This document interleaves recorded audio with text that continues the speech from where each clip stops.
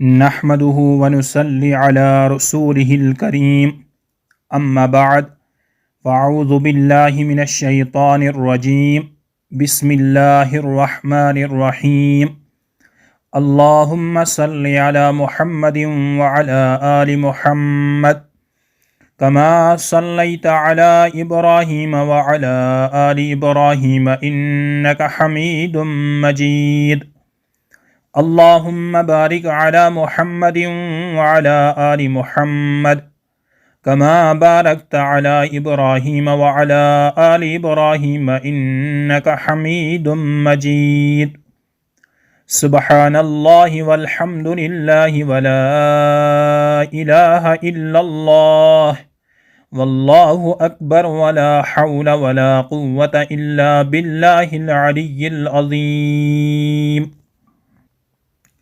السلام علیکم ورحمۃ اللہ وبرکاتہ۔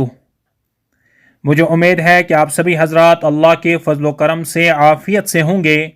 میں اللہ سے دعا کرتا ہوں کہ اللہ آپ کو ہمیشہ خوش و خرم رکھے اور دونوں جہان میں ہم سب کو کامیابی نصیب فرمائے۔ محترم ناظرین و سامعین کرام، میرے اس یوٹیوب چینل بنانے کا مقصد یہی ہے کہ اس سوشل میڈیا دور کے اندر ہم دین کے پیغامات کو ہر گھر گھر کیسے پہنچائیں۔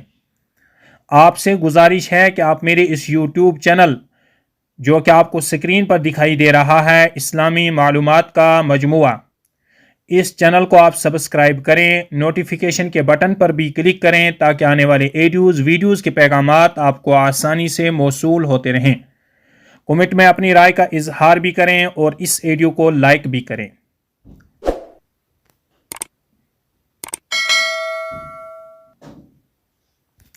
قرآن و حدیث کی روشنی میں ہمارا موضوع ہے ترک تعلق کا بیان۔ آپ بغور سماعت فرمائیں۔ 3 دن سے زیادہ بات چیت بند کرنا جائز نہیں۔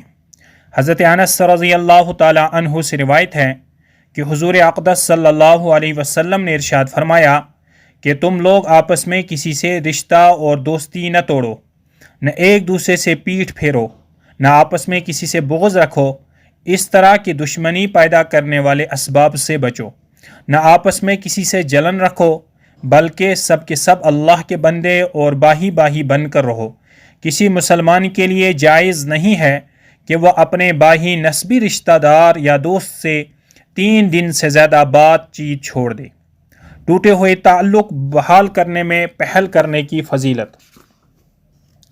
حضرت حشام بن عامر رضی اللہ تعالی عنہ سے روایت ہے کہ حضور اقدس صلی اللہ علیہ وسلم نے ارشاد فرمایا کہ کسی مسلمان کے لیے جائز نہیں ہے کہ دوسرے مسلمان سے 3 دن سے زیادہ بات چیت بند کر لے، کیونکہ جب تک دونوں تعلق توڑے رکھیں گے، حق یعنی صحیح راستے سے ہٹے رہیں گے، اور دونوں میں سے جو بھی تعلق جوڑنے میں پہل کرے گا، یہ پہل کرنا اس کے گناہوں کی معافی کا ذریعہ ہوگا۔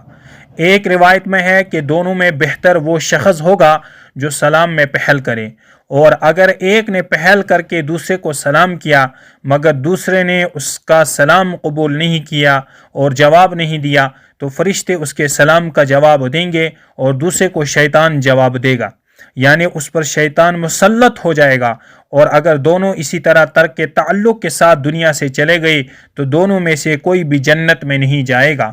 ایک روایت میں ہے کہ اگر ایک نے پہل کرتے ہوئے دوسرے کو سلام کیا اور اس دوسرے نے سلام کا جواب دیا تو دونوں تعلق جوڑنے کے ثواب میں برابر کے شریک ہوں گے، اور اگر دوسرے نے سلام کا جواب نہیں دیا تو سلام کرنے والا تعلق توڑنے کے گناہ سے پاک ہو گیا۔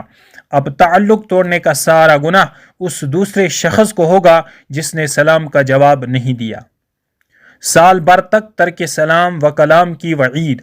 حضرت ابو خراش حضرت بن ابی حضرت اسلمی رضی اللہ تعالی عنہ سے روایت ہے کہ انہوں نے حضور اقدس صلی اللہ علیہ وسلم کو یہ فرماتے ہوئے سنا کہ جس نے اپنے باہی یعنی کسی مسلمان سے 1 سال تک تعلق توڑے رکھا، بات چیت نہیں کی، تو یہ اس کا خون بہانے جیسا ہے، یعنی طویل مدت تک ملاقات اور سلام کلام بند رکھنے کا گناہ اور ناحق قتل کرنے کا گناہ قریب قریب ایک جیسا ہی ہے۔